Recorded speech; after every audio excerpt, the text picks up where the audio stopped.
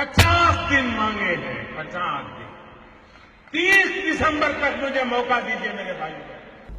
നിങ്ങൾക്ക് കിട്ടാനുള്ള തുകയുടെ മുഴുവൻ ഉത്തരവാദിത്വവും ഞാൻ ഏറ്റെടുത്തിരിക്കുന്നു. നിങ്ങൾക്ക് എത്ര രൂപ തരണ്ട്? എനിക്ക് 17,000, എനിക്ക് 14,000, എനിക്ക് 25,000, ബാക്കിയുള്ളവർക്കെല്ലാം ചേർത്ത് 50,000. अगर 30 दिसंबर के बाद कोई मेरी कमी रह जाए, देश जो सजा करेगा वो सजा भुगतने के लिए तैयार है. എല്ലാവരും മറ്റന്നാ രാവിലെ എന്റെ വീട്ടിൽ വരിക, കാശ് ഞാൻ തരും. ഇപ്പോഴും 2,000 24,000 മേടിക്കാൻ ക്യൂ നിൽക്കേണ്ട ഗതിയാണ്.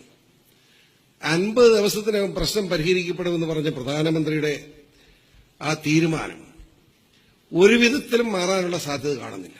എങ്കിൽ ഈ പരിപാടി പൊളിഞ്ഞത് തന്നെ.